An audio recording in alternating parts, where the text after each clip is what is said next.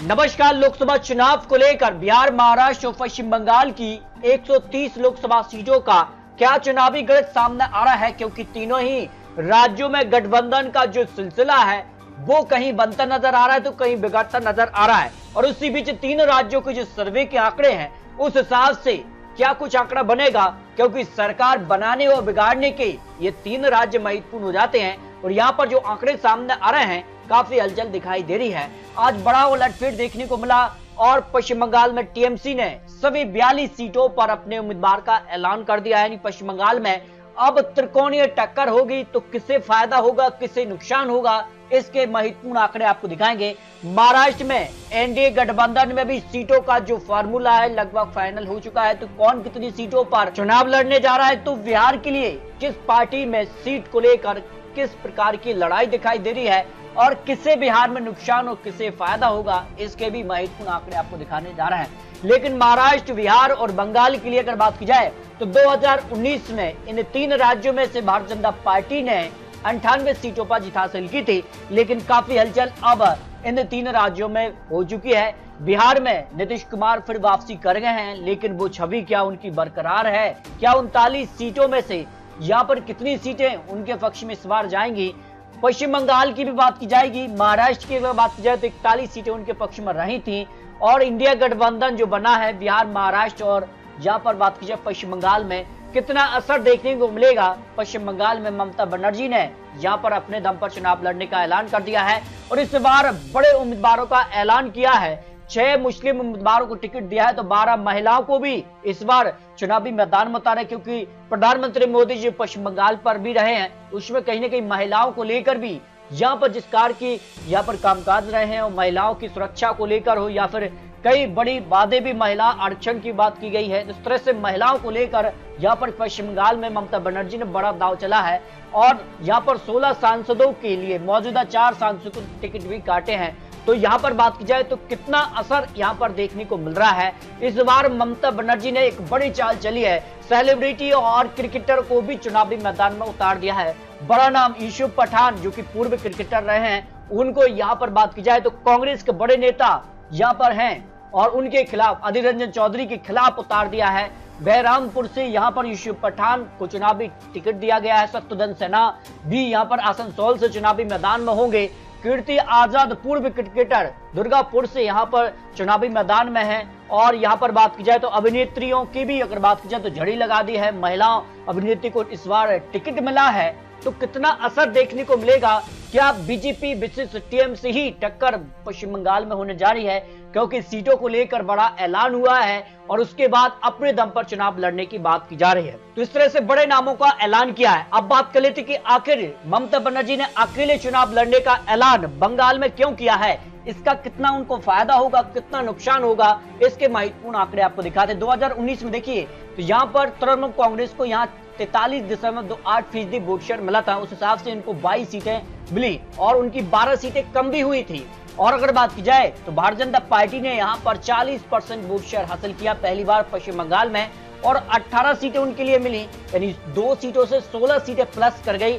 और अगर बात की जाए तो कांग्रेस पार्टी को यहाँ पर 5% वोट शेयर उनका रहा, -4% उनका वोट शेयर कम हुआ और कम्युनिस्ट पार्टी का भी लगभग 16% वोट शेयर कम हुआ। यानी सीधे तौर पर अब बंगाल में अगर किसी पार्टी की टक्कर होने जा रही है तो वो बीजेपी विशेष यहाँ पर बात की जाए ममता बनर्जी यानी टीएमसी के बीच ही होगी। और ऐसे में अगर बात की जाए बिना गठबंधन की, क्योंकि गठबंधन अगर कांग्रेस से होता तो सीधे तौर पर यहाँ पर 5 से 7 सीटों की जो मांग की जा रही थी और कम्युनिस्ट पार्टी को भी यहाँ पर सीटें देनी होगी, तो कम से कम उनको यहाँ पर 7 से 8 सीट बढ़ जाती तो उसका नुकसान टीएमसी को होता, यानी त्रिकोणीय टक्कर होगी। लेकिन अब यह माना जा रहा है कि बीजेपी वर्सेस टीएमसी ही पश्चिम बंगाल में चुनाव होगा, तो सीधे तौर पर बंगाल में ममता बनर्जी को फायदा, जो 11% वोट शेयर है इसका सीधा फायदा यहाँ पर टीएमसी को होगा। हालांकि बात की जा रही है कि करीब 45% वोट शेयर करने का इरादा है, जबकि भारतीय जनता पार्टी का भी वोट शेयर इजाफा होगा, जिसका की खबर यहाँ पर निकलकर सामने आ रही है।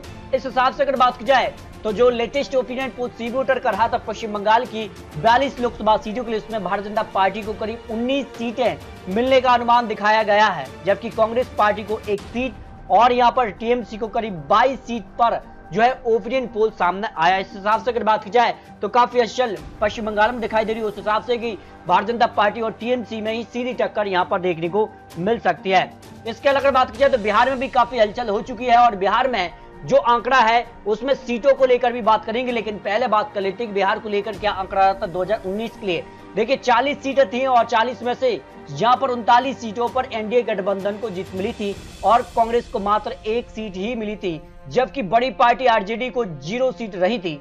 15% वोट शेयर उनके पक्ष में भी रहा था और भारतीय जनता पार्टी को 23% वोट शेयर के हिसाब से 17 लोकसभा सीट हासिल की।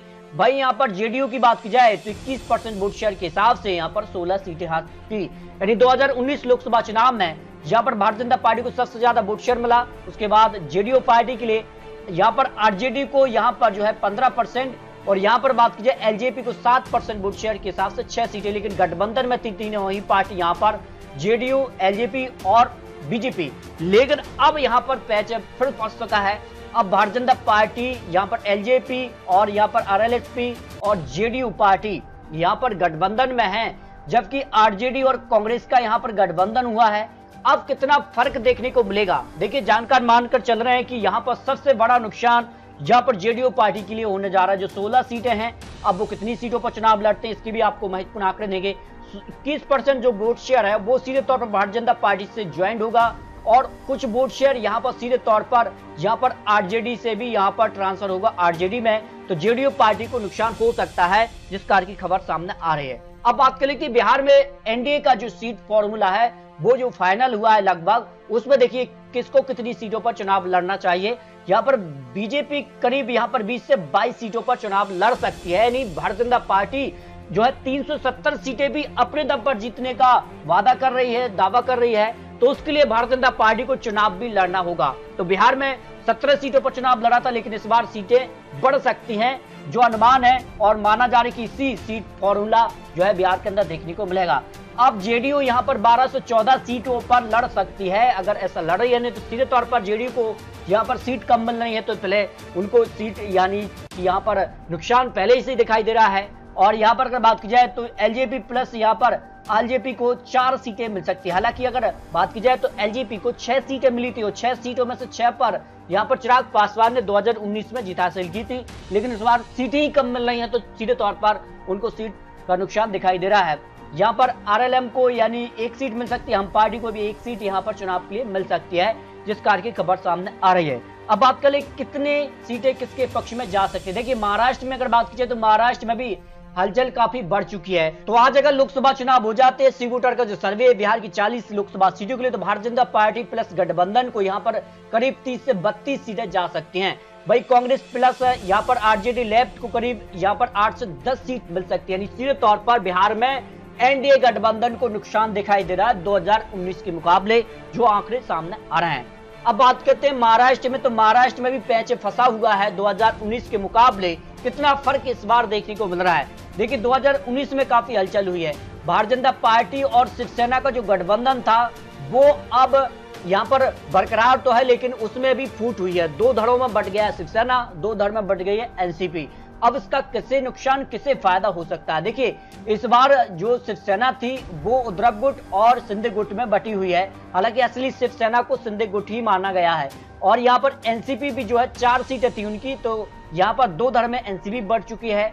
उसका कितना नुकसान होगा। देखिए 1 सीट कांग्रेस को मिली थी 2019 के दौरान, भारतीय जनता पार्टी ने यहाँ पर 23 सीटें, तो शिवसेना ने यहाँ पर 18 सीटों पर जीत हासिल की थी 23% वोट शेयर के हिसाब से, भारतीय जनता पार्टी को 27% वोट शेयर के हिसाब से।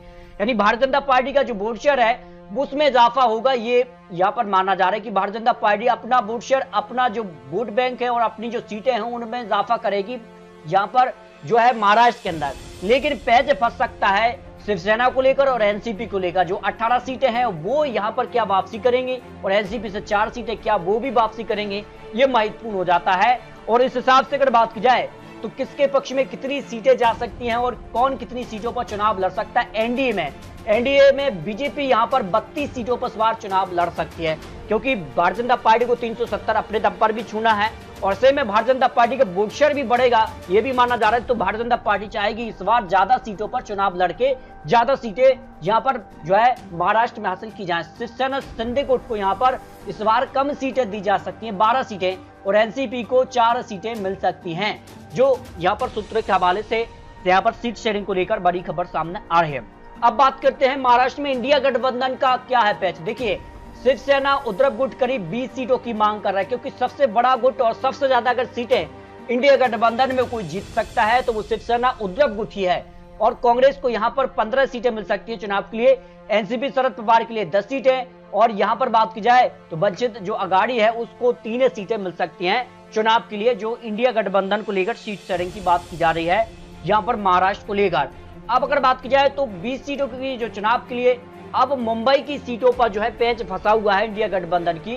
उद्धव ठाकरे यहाँ पर मांग करें कि मुंबई की 4 सीटें उनको मिलें, लेकिन कांग्रेस भी इन सीटों पर दावा कर रही है, जिनमें मुंबई की साउथ और यहाँ पर मुंबई नॉर्थ वेस्ट की, और मुंबई यहाँ पर नॉर्थ ईस्ट, और मुंबई साउथ सेंट्रल की यहाँ पर उद्धव ठाकरे मांग कर रहे हैं, क्योंकि अच्छी पकड़ उद्धव ठाकरे की इन सीटों पर 2019 में देखने को मिली थी।